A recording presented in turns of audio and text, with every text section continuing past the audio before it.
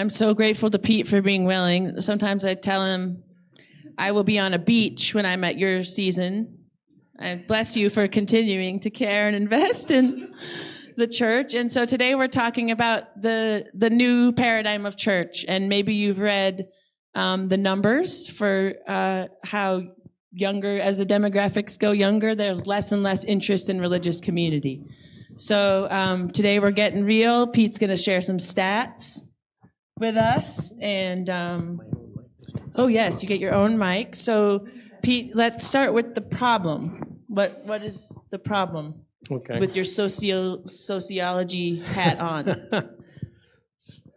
So John Woods and Nicole asked me some time ago to do a study.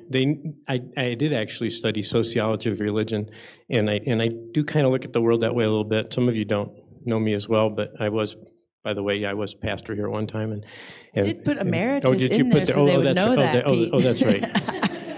I forgot I have this official title. That's great. Anyway, they asked me to do this clearly the church is changing. We know that things are diminishing. There's a lot of there's really a new paradigm emerging, and just wanted to know, how can we position ourselves as a church to survive? If churches are diminishing, what do we need to do? And some of you have heard me talk about this before. I did a little presentation, so if I repeat myself, I'm sorry. Inevitably I will. But so I went out and I started, but I realized, so Nicole and I talked about this much of the way to Grand Junction and back, so hours and hours and hours and hours. So we have a lot to say, but some of it will get out to you probably. But anyway, I realized that I really started thinking about this when I first retired, and I happened to be moderator of the association, the Metro Denver Association, and I thought it would be a good idea. I needed to have boundaries, quit coming to this church, which I did for 3 or 4 years, but I didn't know anywhere to go. So I thought, well, I'll visit all the churches in the Metro Denver Association and be a good moderator and let them know that somebody actually knows they're alive, and here I am. So I would go and attend all these churches, and it was really depressing because so this is 10 years ago. We're getting real today, everybody, if you didn't notice. This is 10 years ago, and it was already clear that things were diminishing greatly, and the church attendance was down. We'd have these huge physical plants with nobody in the pews and a few people there carrying on. Churches paying their rent and paying their bills and their pastor with endowment money, not a lot of money coming in otherwise, so it's just this skeletal thing, but some were fine, some were carrying on, as this church has actually quite amazingly, and we so I just started thinking about it. Even then, it's like, what's going on? And very traditional services, sort of boring, just like, oh my goodness.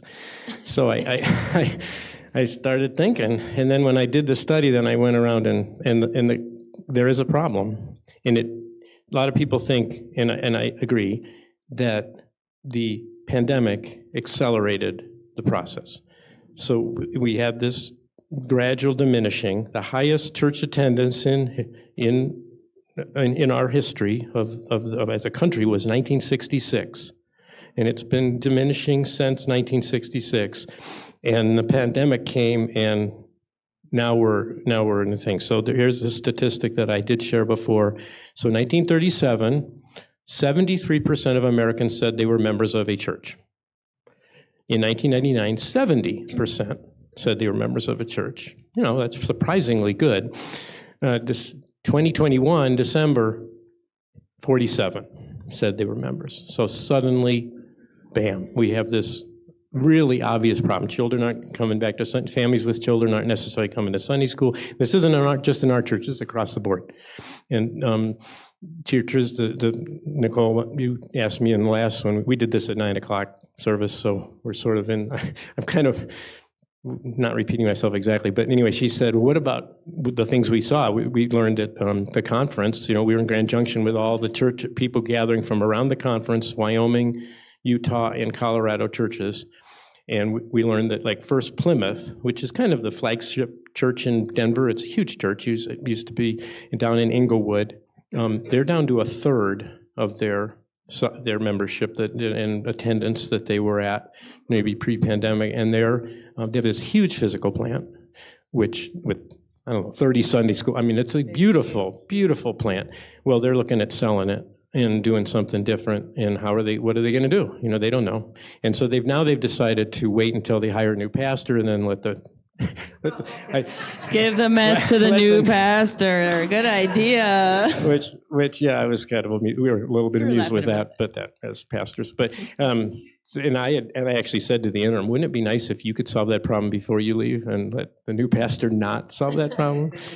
But anyway, probably not going to happen. And then Wash Park is also in trouble. They're way down in attendance. They're thinking about making their building into housing, low-income housing, meeting somewhere else. So, there's things happening. And 6th Avenue is also in trouble. Another one of the strong churches in Denver is way down in attendance. So we've learned. And then the mountain churches in Wyoming, they've been in trouble for years. I mean, they're really diminishing. But, it's interesting because some of those churches hang on better because they just have this small community. And so then they had 30 people 20 years ago, and they still have 30 people.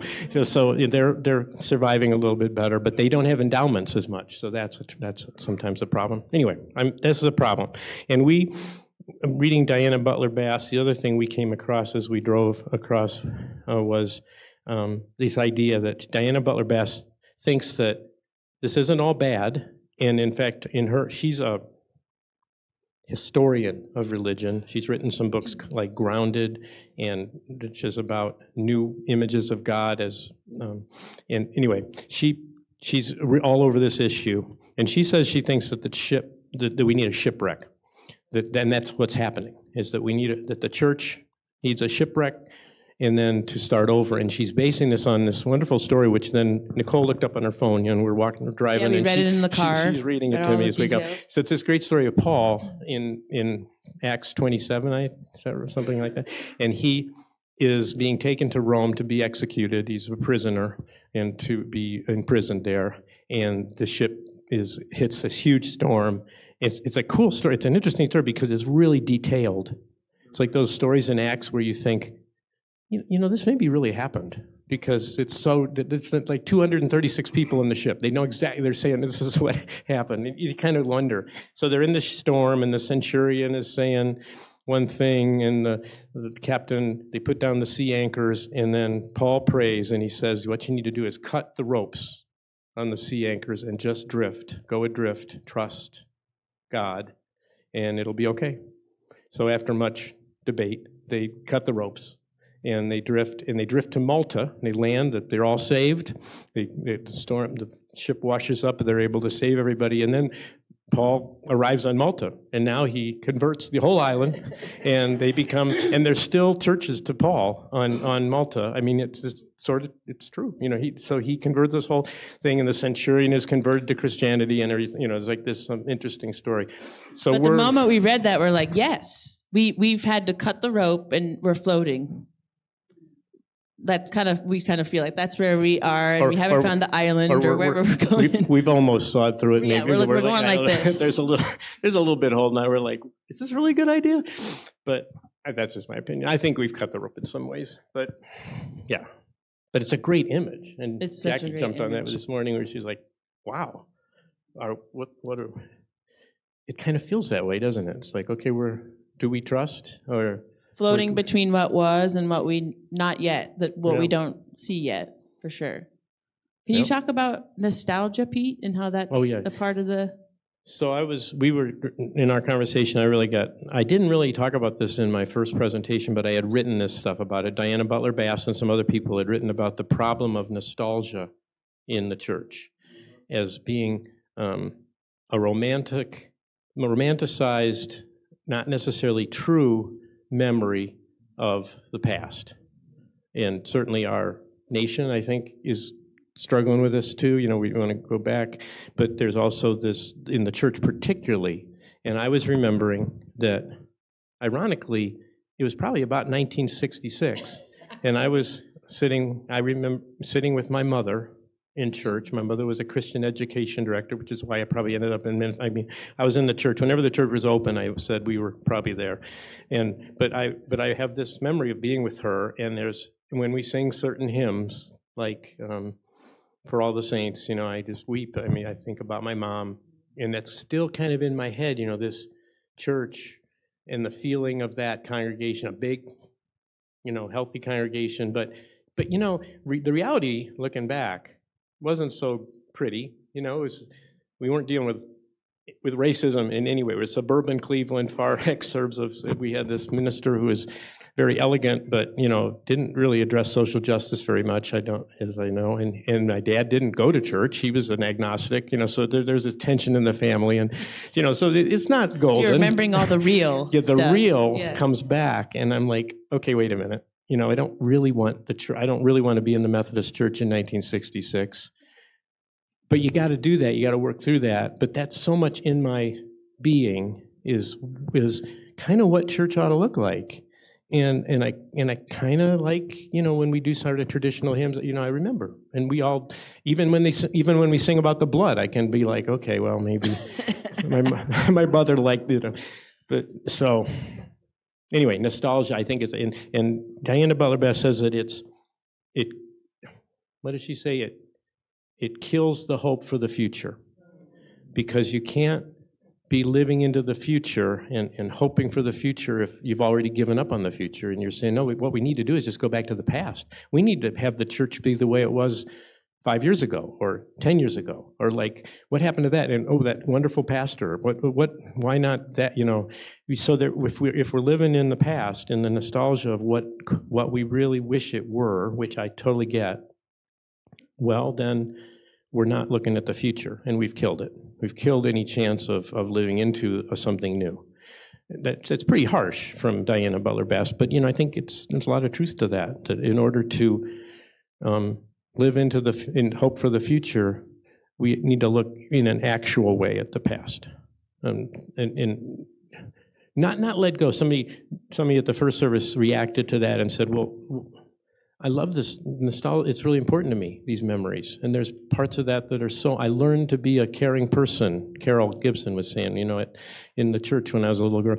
And so we agreed that it's like there's this container that we can carry, that we need to carry forward. I mean, Christianity is nothing but a historical memory of trying to live as Jesus would want us to live, with mercy. We have to carry that forward, but it can be different, and we're up against it now. We kind of have to be different. So what do we do? And that's the problem. And there's this quote. And Diana Butler Bass said, so you apply nostalgia, applied to our church nostalgia and loss of hope for the future, perhaps means that we are no longer welcome to change or to new people. We want the church to look like it did in 2005 or 1995 or 1965. And if the church doesn't seem the same, we leave, or we make trouble for the current leadership. I love that one. We try to recapture the past church. We go back to a better time. If we are only nostalgic, then we are unable to move forward, and the church will die, which is harsh. We see this happening again and again in our churches, and it's true. And I shared that I don't see it as wiping out tradition, and I used my fancy new Garmin watch as one of my current metaphors, because just like 10, 15 years ago, the Garmin was what? What do we do with it? We put it in our windshield? Yeah. Remember that, with the sticky thing? It's a GPS, navigational tool. Now we've got our phones for that, right? But that same satellite technology is now a really great running watch. It's literally the same exact stuff. So that's how I think about, part of how I'm thinking about this new paradigm. It's not that we don't use anything from the past, we just let it all go. It's that we retool it, we repurpose it, the best of it, as it serves us now. Because I think you could hear that and think, oh, nothing old is welcome here. And that's not at all what we're saying. The best of our tradition is invited in. Is that the watch you were talking about, Esther? You were telling me? It's okay. I don't remember. This is my daughter, by the way, here, sitting right here. So anyway, so I came to some conclusions, which I can share, which I didn't share the first time, but I think it's worth saying again. Just some of you heard me say this before. At the end of my study, I said, after talking to a bunch of people and reading a bunch of stuff, that we needed authenticity. The things that we need to save and bring into whatever form church is authenticity. A lot of millennials interviewed people, they don't want lattes during worship, and they want people that are living out what they say. Lattes would be good too, though. All the above. I agree. But there are these evangelical services, you win a laptop at the end of the service or whatever. They do all this stuff to try to draw people in. But right. Authenticity means someone who is, we're living out what we say, and we're feeding the hungry, we're visiting the sick, or whatever. And then another one that was action seemed to be a common theme of newer churches that are surviving well, is they are unapologetically taking action, social action, working for good, showing mercy to people, being feeding, doing with food pantries, cutting up guns, doing things that are, and so that seemed to be a common theme of churches that is action. The third one was the internet. We're here it's here for good. We have to be online. Most of the people that visit the church have already heard Nicole preach 10 times online. Everybody checks us out. So you have to have an internet presence, which is, admittedly difficult for some less technically logical people like myself, but that's the reality. And then the last one is radically inclusive. And this obviously applies to progressive Christianity, particularly our group, but we need to be shouting it from the rooftops. We are welcoming of gay, lesbian, GLBT, transgender, that we are welcoming of anyone. We are radically and not just voting yes, which we've done as a church. Yes, we are welcoming. We will do same gender unions, whatever, but actually being out there in the community and saying this is who we are. And that seems to be and so then, anything you want to add to that? Or? Well, no, I was just going to say, we can't get it all in today, no matter what we say here. Oh, sorry. Yeah. No, you're good. You're good. I love your peanut gallery, Pete. It's beautiful. But this conversation will go on probably for the next months and years, even, of what this looks like for us. And I don't know if you want to just quickly say maybe what Jenny Witcher shared, because I've been pondering. Sometimes it seems like, that metaphor of the finger pointing to the moon, right?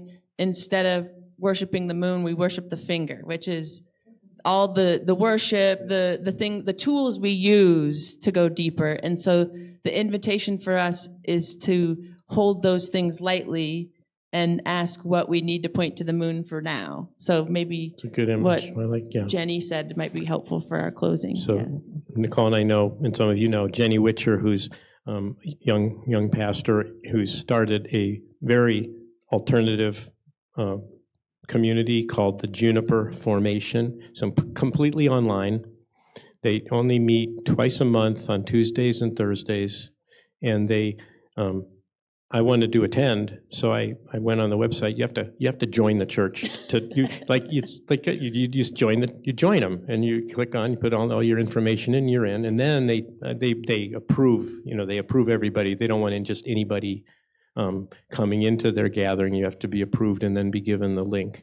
So then I went and asked, and they have music. And they do actions together. They go to serve meals together or whatever. They do things like that. And so I asked Jenny, "What's your elevator talking? Tell me what you do. What do you think?" And I said, "We're struggling with what do you do with worship? What do people do with buildings? What about what should we do?" And she said, I don't really worry about that. It's just buildings. The worship service, what you do, how you worship, how you pray, these are tools. The parking lot, everything, these are all tools that are useful, and you have to decide which tools you want to use and how you're going to use them. It's fine if you want to do a building, you make it, but what's important is relationship and action. Relationships and action. And you use tools to build those. And you want to have, we need each other. We need relationships. We need to love each other. We need to take care of each other. We also need each other to figure out what we're going to do as Christians, what actions should be taken. Should we go down to the shelter and serve breakfast on Thursdays or whatever? And then we do this together. And then that's what's important. And everything else is a tool. The building, if First Plymouth sells their building, don't worry about it. It's fine. Move on. You still have your relationships and your action, and then it's the community. And that's so much. And Laura, my wife, pointed out that when people did the polls about what's important to them about this church, this community, everybody mentioned relationships. That's the important. Yeah, we love this building. It's a very nice building. And it's actually a pretty good size. We can probably hold on to this for a while. We own the building. I mean, there's lots of good things about our building. We might, but it's a tool. But what's really important is us, and that's what she said. And then the land guy, Eric, I liked what he said. There's this church in Aurora that just is outside. They meet outside. They have garden. They have a big donation garden, and they have a couple acres of land, and they have a big tent, and they meet all winter, all summer. They meet in this thing, and they, it's not a big group, granted, but it is, it's 20 people, 30 people, and the musician there said that what they think is that you meet where your mission is. You don't need, he was responding to me about, these churches that are losing their buildings, and he says, no, you just meet where your mission is. If you're doing a food pantry, then meet in the kitchen afterward. Meet at the land where you have your gardens, meet, whatever. And I thought, oh, that's an interesting. Oh, and then we have to say Vista Grande. I love this one because Mallory Everhart is the pastor in Colorado Springs, and they have a church, and she says they are a queer church. Not just the people who are, she is queer. She sees herself as queer. I think she's a lesbian, but bisexual. Yeah. But and there's some members that are transgender. But she says no. We just queer means stranger, strange. We're strange. We're refugees from other churches. We're refugees from where we've come, and we all claim the title queer. We are we are outsiders, and we love each other, and we're taking care. And so I was really moved by that she's the refugee church, and we have a lot of refugees. We have people here that are refugees from other places and evangelical churches and so forth. And anyway, those things struck me. Beautifully said. And I know Pete can be available for more conversation, and I can too. And so thank you again, Pete. Is there anything more you want to say? So I was really struck that people have asked me, well, what do we do? And I just want to say honestly, I do not know what we should do. And I asked Nicole, she does not know we can't expect Nicole. But what we can do, and people I interviewed, is you experiment. You try stuff. We don't know where this is going. It's a new paradigm. It's a new place. We don't know what to do. Nobody's got the answer. So we try stuff. And that's tricky, because then you try something and you get attached to it, and then you're like, well, it's really not working. We got to get rid of it. And then people are like, what? Finally, I like the 9:00 service, and now you're going to get rid of it? It's like, okay, no. So we have to be open to experimentation, because nobody knows what to do. Nobody's got the answer. So. I love that phrase in the innovation world of failing forward. And that's hard, but important. So thank you so much. And let's take a deep breath before Philip brings us. Oh, well.